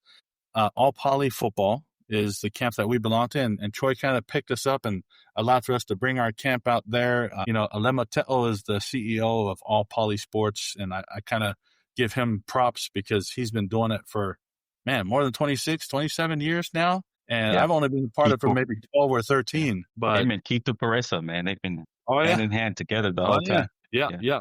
Sometimes I don't even remember their first names because I always call them by their coach names. And so you say, Right. oh yeah, Coach, Coach Oops. Coach Keith. Yeah. But Oops. yeah, I mean, those are the being in American Samoa. I was able to go a little bit early and go visit my family in Upolu, and was able to spend at least a couple of days with my parents. And but man, what a great experience to affect so many kids, give so much exposure, give some great coaching on the field and great coaching in the classrooms. And, it was not only football, but it was also volleyball. My cousin, Alan Allen, he's I think it was the 84 and 88 Olympics of volleyball. He was on those teams, played for University of Hawaii. But he took care of the volleyball side with Logan Tom, who was an Olympian as well. She's a graduate from Stanford. And so there was a lot of volleyball as well. Football, volleyball, the education. There was a chance that we had as the educators, T. Kinikini and myself, were able to go to the Department of Education and just kind of discuss things with Ken Polamalu and talk about, qualifying classes and making sure that these classes met the minimum requirements for the NCAA and would count as core classes as part of their eligibility, making sure that they were eligible. And so Ken Polamalu did a great job of addressing those things, and T, Kinikini, and myself were just kind of there to kind of support. And I remember we were meeting, and I can't remember the minister of education at the time, but she brought all these great gifts, and she was giving it to Troy and just thanking Troy for, his efforts in Samoa to help with all that and being really focused on the future of Samoa and utilizing Samoa in our approach and gifting him all these great gifts. And let me tell you, Troy, who's, like I said, the most humblest guy, but what a character also. I remember we get back to the hotel and he goes, on behalf of the Polamalu Foundation, I would like to gift these things. So the things that he just got from the Department of Education, he turned and gave it to me and myself. And I'm like, dude, I can't take this. This is like the nicest mats, and these are the nicest carvings. But he was just humble and jokingly, in a joking way, he gave it to us, and just thankful. But some of the coaching that was happening on those fields were so beautiful because not only were you getting college coaching, but you're getting actual NFL players who are coaching those kids and giving them just the real deal on that level of that sport. And so just the highest level of coaching that you could receive. And it's so, it could have easily had 1,000 kids on that field. Right. And it was beautiful. Star Island. Right. And if you ever go and you kind of, you search it on YouTube, the music, the singing that those kids, the gospel was so entrenched in everything we did. We always prayed. We always sang hymns. We always gave praise to God as we were playing this beautiful sport. The representation from each of the schools was beautiful. The coaches, it was just a beautiful, beautiful opportunity. And thanks. That's pretty cool. A lot of good that came from that. Yeah, I saw that video as well. Yeah, every time I watch that, and then all the kids singing the hymn song, man, the unison and all that get together, it just brings back a lift to your spirit. But the reason why I ask is because, he's always a good talker. Sometimes a lot of people over here, especially for being in Samoa with y'all, coaching the level that he has and an expertise that he has in this position for our kids in Samoa. There are millions of people out here that are willing to die for to meet this person. But we get, a blessing that our young athletes in Samoa have that opportunity, even in Hawaii as well. And thanks to the Ainga and the Football Foundation. It's just one of the things that I remember when he had his speech over at the Polynesian Hall of Fame. It was pretty cool. Some of the things that I wrote down, and he said that, humility and gratitude and all we give and receive is essential. I think, And then some of the stuff that he always said, that be unselfish. And then when you said that, he just got the gift from, and he just gave it to you guys. So I was like, wow, it does explain who he is most of the time, but he will never forget the Samoa way. That's what he always preached, Right. So, but other than that, what a blessing for you, Mr. Matt, to be there with him and actually to help our kids that level of expertise. And, but I think that's one of the things too, that I do envy our culture, especially any Polynesian culture. It's just the way that we were brought up, and the talent that we have is so natural. And then with everything that we go through, it's always going to come down to it. Pray, pray, pray. Oh, You know, Yeah. Yeah. but go ahead, Nassau. No, I totally agree with that. It's such a blessing that you always want to give praise to God. Because that's where all the blessings come from. And that's where, like, for example, like the path that, you look back and you see like everything was connected, everything came into place because of, Heavenly Father had put people in places to be able to help you get to where you needed to be in your life. And it's nice that you were able to have that experience with Troy Polamalu because, like, even to now, like, how many other kids out there hasn't been able to meet him, but you were able to be able to share that experience with him to right. be able to go out there to our own people and have that experience. That's good. That's a very good blessing, that experience. He But also I said wanted it to, too. It's yeah. just a quick one. He also said it too in this speech. I remember he said that, remember young athletes, you have a community of aunties and uncles that are willing to help for the Truth. best of your interest. Yep. And I was thinking to myself, man, I wish I had auntie and uncles when I was in Utah at that time in snow college. I did not have any. It was a lot of turkeys over there. Yeah, It's no no college. kidding. It's no But college. then that's just keep the Bristles there, all those guys. Alimo was there, but he left too. But other than Didn't that, it's just but it's just something that Troy Polamalu that it always teaches me, and I always go back to it when he talks. You can see Mm, this guy with the afro and everything that looks like a beast, but next thing you know, that's just something come out of his voice. Never thought that he's gonna have that very soft spoken voice and everything. So yeah, he's always my idol as well. So yeah. He's a great one. He's one of the best. yeah. very humble. Yeah. But I wanted to And switch gears on this, right? If you guys shoot. don't mind, a lot of parents, when they talk about having their kids play for college, a lot of them don't understand that there's different types levels with college. There's NCAA and there's NAIA, right? And so, Right. um, how do you navigate in making them understand your child didn't make the NCAA level?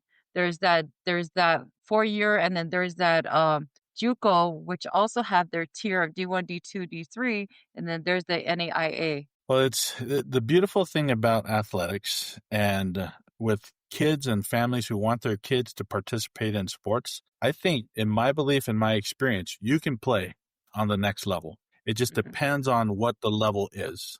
So I always say, if you want to play in college, you can play. You just have to know that you will fit into one of those areas, one of those categories or divisions, and you have to be okay with it. So part of my job is sometimes I'll ask a kid, so tell me about the schools you would love to go and play for and what programs that they have that you want to study at those. I say, tell me some of those. And sometimes that'll give me a gauge as to what commitment that they are willing to give. And so sometimes I'll have a kid who will say, I have a volleyball player who said, I want to play for USC. I want to play for UCLA, maybe Stanford. And I said, well, okay, those are great. Send me your film and maybe connect me on your social media so I can just observe and just see what level is appropriate. And for one of these kids, and I'm talking volleyball, I had to break it down for him. I'm like, so I don't think as your hired person to advise you, I have to tell you that those schools are out of your reach. And I'm like, no offense at all. No offense at all. I have worked with volleyball. I have worked with coaches over the years. And so some of that those are hard conversations to have with kids. But if I perpetuate kind of their thoughts that are probably not going to happen, it just creates more problems in the future. So yeah, there are different levels, but I always say you can play on the next level. We just have to make sure that we're approaching the schools that are the level that, but if let's say she was not that good, but she still has those goals to hit those types of schools, I would say, this is the level I think you are. But if you want to try for that, well, let's go for it. But right now, this is where you're at. And it's going to take you X, Y, and Z to get up there. But I'm going to be honest with you. And I'm going to be honest with you, mom and dad, that's going to be a full reach goal. So, yeah, talking about different levels, that's something that I always want to say. If you want to play in college, you can play. We just got to make sure that you're going to the appropriate level. And then I have other kids who are like maybe more realistic. that'll say, I want to play for these junior colleges. I'm like, great. Let's totally in. Let me see your film and let's connect me to your social media so I can do an appropriate evaluation. Then I can see, I'm like, that's a good match. That what your goal is and what schools you want to play for. That's a great match for what we're, for your talent level. And then let's see if we can't improve from there. So, does that answer your question? I mean, there's definitely. Yeah, no, definitely. That answers a lot of my questions because I know when my older kids were younger, I didn't understand that. I had to ask my Palangi friends because they taught me these levels. I thought college was just one straight shot. Everybody plays at this level. You know, you either make it or you don't. But I didn't know that there were Right. different levels. And I didn't know that at a D1 level, you get full scholarship, but D2, you get partial scholarship as far as athletic wise.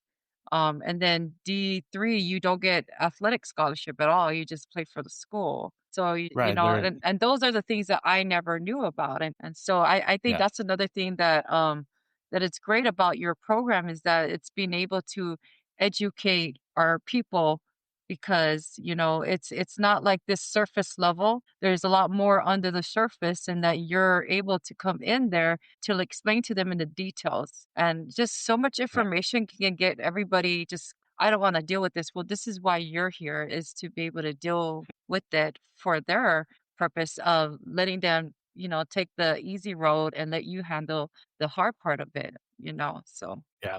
I'm really happy to talk with kids and their families. I really want to get to know them really well so that I can steer them in the most correct way. There's not a one way how to do things, but the most correct way for what I can interpret as the best way for them.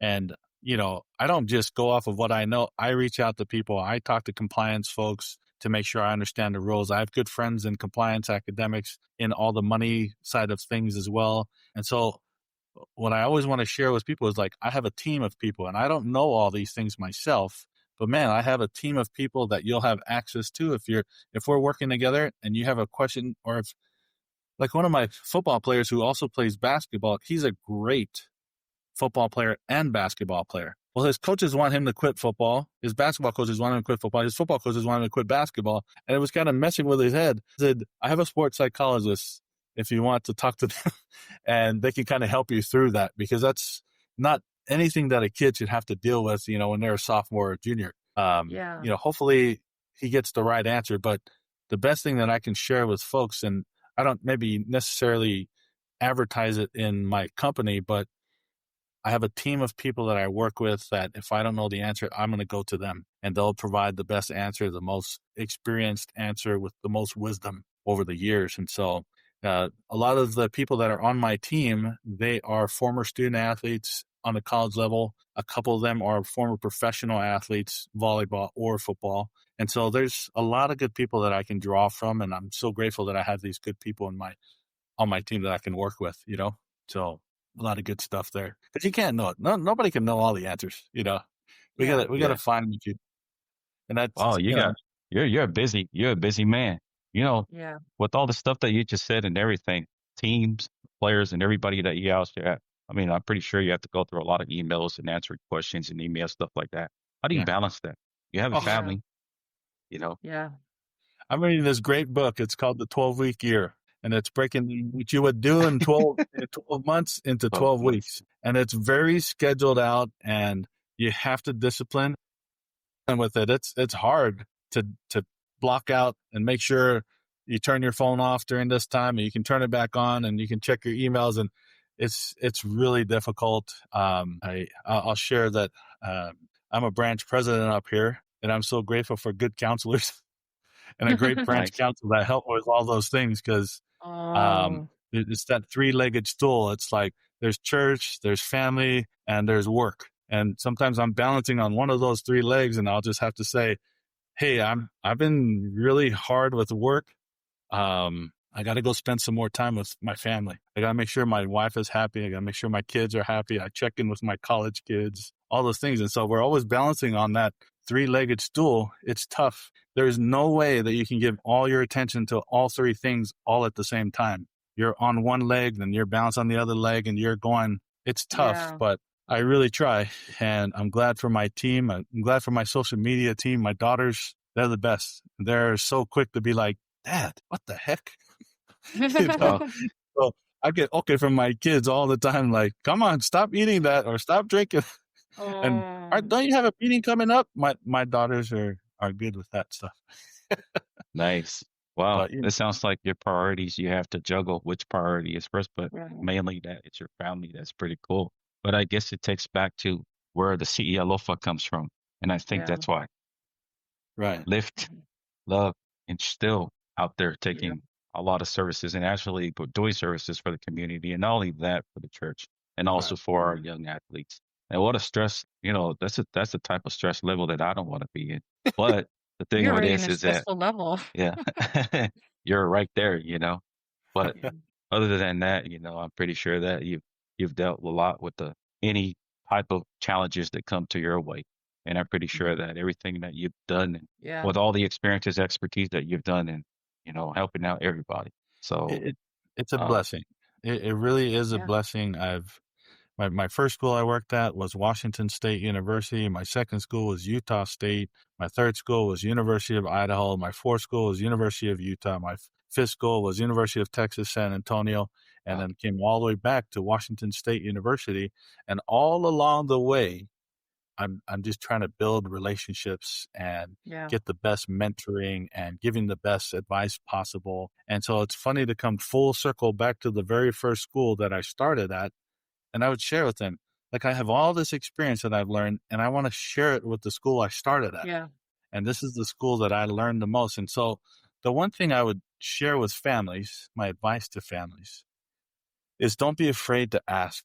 Don't be afraid. And that's why when I have families who are like, "Oh, we can't do that, but can you still help us?" Yes, I can help you still. And you have my number. I called you on my number. You can call me. You can text me. And anytime you have any kind of question, even if you don't think I can answer it, just ask me and I'll get you to the right place if I don't already know it. And so what I've learned in all the years that I've been learning and growing is that it's all about relationships. It's all about relationships. And you build good relationships. I mean, some of my first student athletes from Washington State University from way back in 2001, I still am connected with them. And so when I started back at WSU, Washington State University, 5 years ago, I remember I'm going to the WSU USC game and I'm sitting there and I feel these people walking towards me, these big people. And I look, there was 4 of my offensive linemen from way back in 2002. oh, wow. Just beautiful that we stay connected on LinkedIn. We stay connected through social media. But those guys I try to help now. I still try to help. And those guys try to offer me help. And those relationships still keep paying off in the most beautiful ways. And so I'm so glad to meet both of you, because if there's anything I can offer, I'm a phone call away, text message away, Appreciate email that. away. Yeah.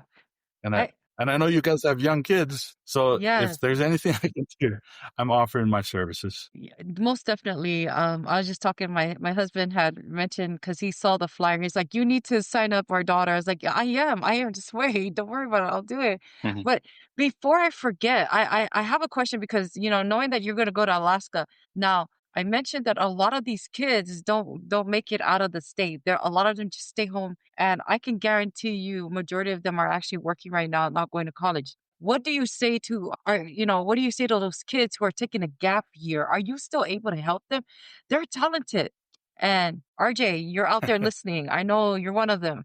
But there's a lot of those kids. What do you tell those kids who are taking a gap year? Are you able to help them get on track to where they need to be or connect them? There are a lot of programs that offer, like one of the ones I just have become more familiar with my best friend over there in Utah, T. Kinney, is he works with the Utah Islanders.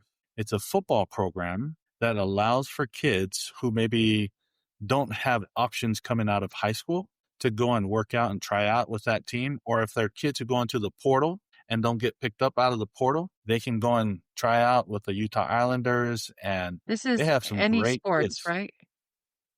This is football specifically. I'm Oh, sorry. just Yeah, football. it's Okay. football specific. So Okay. if you're in a gap year and you're looking to try and get picked up, Well, there's different ways I can help you in different ways. But having a program that you can go to and not count against your eligibility years, but still get film against very good talent, it's a great program. And there are programs like this around the country. And now I haven't done too much with gap year programs, but I'm familiar with them enough. And I understand enough if you're out of school, graduated from high school, and trying to work into a Division I. And mind you, most of my experience is Division I experience. So 4-year institution, Division I. I have some junior college experience helping junior college kids come to 4-year institutions and things. But there are programs that are out there that allow for you to play against great competition, get good film against quality opponents. And I remember his name is Keiki. Keiki was talking about the difference between a junior college kid, a portal kid, or a high school kid and getting recruited. So you want to take a chance on a high school kid who's very highly touted, but not experienced on the college level. Or you get a JC kid who has JC level experience, or you get a 4-year institution portal kid that has these statistics against these schools that are recognizable schools that, so there's that full level. And so a lot of people are concerned about the high school age kids. Like, is my high school kid, is he going to make it, or he's going to have to compete against these portal kids or these JC kids? And so that's where the conversation gets a little noisy. It gets a little confusing. It's like, man, I want my high school kid to get the best chance, the best opportunity, but these are the things that he has to deal with. Right. And I think they changed the NCAA. I think they changed the NCAA regulations to where they allow these kids in the JUCO college to be redshirt, and so that they could have their eligibility to play in the 4-year instead of having to use that in the JUCO level. So that makes it harder for these high school kids. Yeah. It was a very specific case that people refer to, and they're like, oh yeah, all junior college kids have that opportunity to not count those hours against their eligibility hours. But I think that's a very specific case to the kid that they approved it for. And so unless you fall into that same category as that particular case, it doesn't apply to you junior college wise. So a lot of people are thinking, oh, I went to JC. I used 2 years there. So now I get 2 more years back after my 4-year. It's not actually true. It has to fit. And I'm not terribly familiar with it right now on like what that case is, but not all junior college kids are going to get their 2 years back.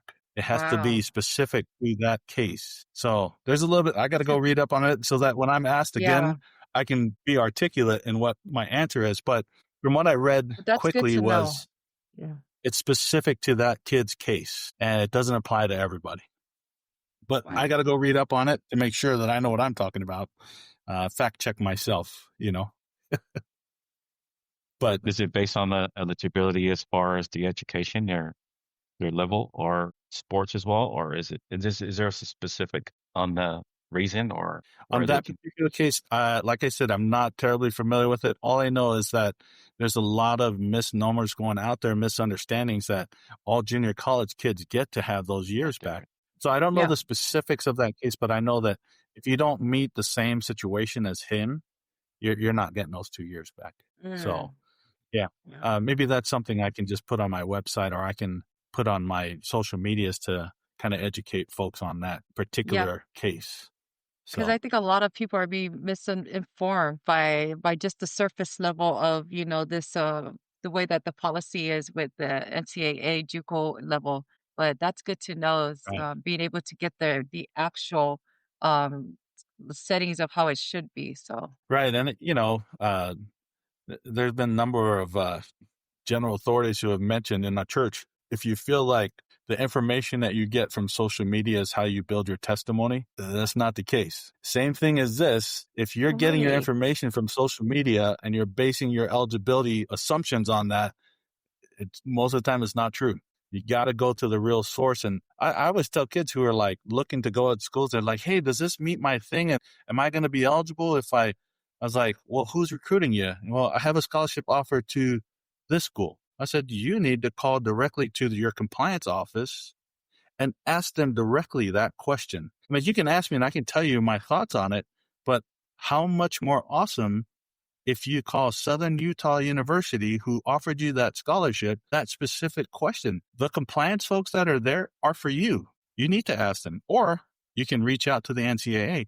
That's the one thing that, most people don't know, is that you can actually reach out to the NCAA and ask them questions like that. Like, you can just Google it, you can find them, you can find an email, and you can ask them directly and they'll answer your questions. Like, I've never taken advantage of that, but I advise kids to either go to their compliance office that they're going to go to, the school that they're about to attend, or they can go directly to the NCAA and ask questions direct. But there's a lot there. Yeah.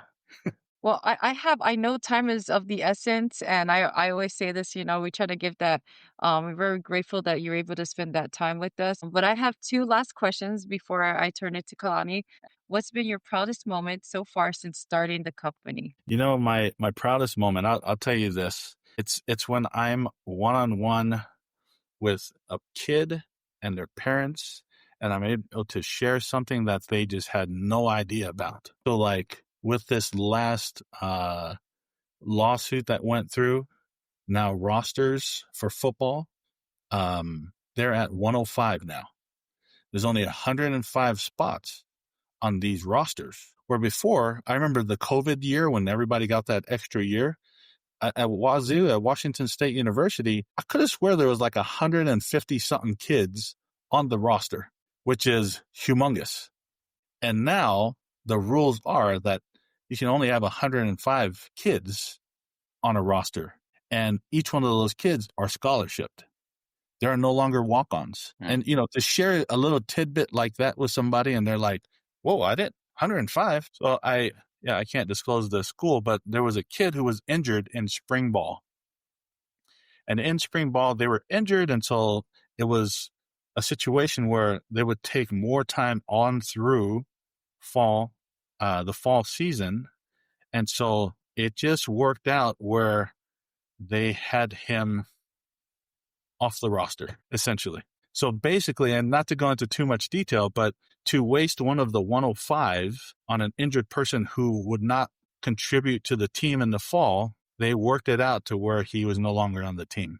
And they were able to fill that scholarship spot with someone else. And so that's kind of the realities of things that are happening with NCAA and with football on the Division I level. But it's getting pretty crazy that you have to be in the know. You have to know the right people, or at least know somebody that might know somebody that might have some information for you. So it's really unfortunate for that kid, but I helped him to make sure he got his eligibility straightened up so that now he's going to be eligible. So he's missing this fall semester, and I really helped him to get straight with his academics so that in January, when a new semester starts, he can jump on another team. And he's a great football player. And he played a lot of downs for them last fall and was doing really good in spring football until he got injured. And unfortunately, he's not on the team, and they filled his spot with somebody else. So it's kind of the craziness of athletics and how the rosters are now. And so you just have to know. You got to be in the know, or at least know somebody who knows something. But all those things are important, and but that's a good thing, right? And so for all of you who are listening out there, and that's why it's so good to be able to have Matthew with ialofa, because he knows what he's doing. Us as parents, I wouldn't even know what to do in that situation as a parent, And so that's a very good resource, is being able to have you to help our children, because you're in the know and you have that information and knowledge and resources for us. Now, I want to ask my last question. This is a personal question. When your children or future generation looks back at the work that you've done, what do you want them to say or remember about Matthew Leituala? I think about that kind of a question every now and again. And I just hope that when people think of me, that they thought that, man, he helped me that one time. And it was meaningful to me. It was meaningful to my mom and dad. It was meaningful to my kids now. I hope that that's the main thing. I don't want to be remembered for helping you get that $1.5 million deal. Did I help you? And is there generations of help that happened because of something I might have just shared? And my goal in my life is to just help as many people as I can. And this is a great vehicle for me to help people and um, just to know something that someone doesn't know and being able to share that with somebody and to see the kind of enlightenment that comes from them learning something that will help them. It's a beautiful thing. I hope they remember me that I was a good dad. One of your questions was like, what are the jobs that you've helped or that you learned from that prepared me for this company? And like my first thing that came to my mind is that I've been a dad. And I've been a dad for 4 kids, my wife from Idaho, and they say that it is the parents that help kids to become adults. But the truth is it's the kids that help the adults to become adults. And I've learned that and I witness that every day because I still have my daughter scolding me to be better dad, and I said, okay, I'll keep trying. And so if there's ever anything that I want to be remembered, maybe is that I've done something good that, that maybe helped somebody in their life and so on. Thank you. Thank you. Wow. Appreciate that. So I guess to summarize it all and come it down to the end, just 2 words. What will be your chosen 2 words that you can describe? And also that these 2 words can be meaningful and powerful. Wow. Not only it goes left, your business, everything, to the right, your family. Right. Also for our community and our young athletes from Samoa, everywhere in the Polynesian Islands. It's a great question, and it's hard to condense everything to 2 words, but I would say, I don't know, I'm not an English major. My wife is the English major in our family, but I would say, it doesn't fit exactly, but I would say love you. Just love you. And like from yourself, love someone. And if you say it backwards, you love, I'm going to love you. You're going to love someone. And there's this chain reaction of love that happens. And in my experience in life, it's all about love. We're motivated to do great things because we love and we love others. And so my 2 words is love you or you love. And if we can do that, that's one of the basis of, I may not have grown up in Samoa, but I definitely grew up a Samoan, and I understand the ialofa that it takes to have a family and to build a community, to build a village, and to have your kids be raised by other people in the village. I'll just summarize and just say, love you. Those are the 2 words that I would say. Thank you, Matthew. It's crazy because it goes along with what you have behind you, ialofa. So, Yeah. but yeah, thank you so much, Brother Matt. I'm pretty sure that it's getting late, but thank you for sharing everything, the knowledge and everything that we have captured tonight. It's very, I would say that in a chef way that a lot of people that likes to cook, it's the most delightful and delicious dish that we ever tasted tonight. Yes. I love it. The fruit that Lehi had picked with his family, the most delicious, most white, most pure. It's everything that we're trying to do. We're just helping each other, and if we can help each other a little bit, and if we can help each other a lot, it's even better. I know I've only met you guys, Kalani just tonight, and they also the last couple of times we've exchanged messages. Yeah. But man, I love you guys, and I feel love for you guys, and I just thank you for this opportunity. And thank you. Anything I can do to help out, I'm so happy to help out. We Well, we love you too. appreciate. So Yeah. We love you too. Thank you. It's such an honor to have you again on this podcast, and like what Kalani said, um, and it's a blessing to be able to have you share with our Pacifica people, because this is like, I wish we had you when my older kids, were younger, because I was just throwing money out there to all these different programs that really didn't help us, and so it was a waste of time, waste of money. But just, and to all of our audience that will tune in, that are tuning in now, that will be tuning in later, look up cealofa.com and look up his information, because yes, I am just blown away from all the knowledge that's on his website that I wish I had with my older kids, but I have the opportunity with my 2 younger ones. And also with, I still do have that chance to with my daughter that's a JUCO college level, because it's just the Yeah. knowledge that I'm able to retrieve from Matthew and his program.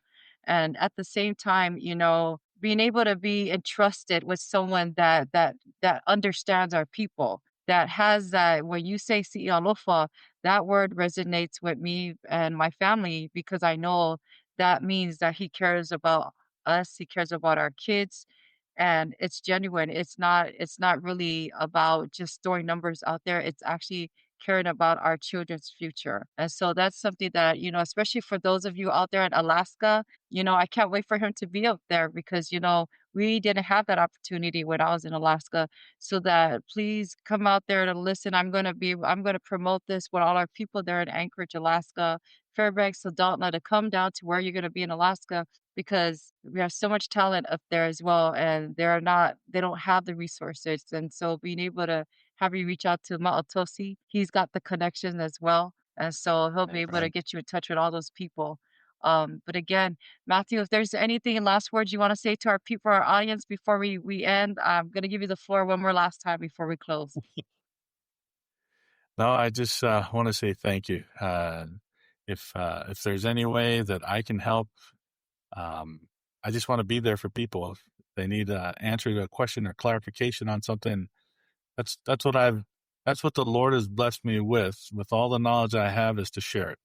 And I think that's what we have responsibility, and we have that's what we're responsible for, is to take care of the future and take care of the up and coming and those who are less fortunate and who have need. And so I just want to help any way I can. So I love you guys. Thank you so much for your time. I appreciate it. Yeah. With that said, to God be all the glory. Everyone have a good night and enjoy your Sabbath day. And don't forget the sacrament. Yeah. All right. So Have a good night. Manuia. Yeah. Bye. Bye. Bye.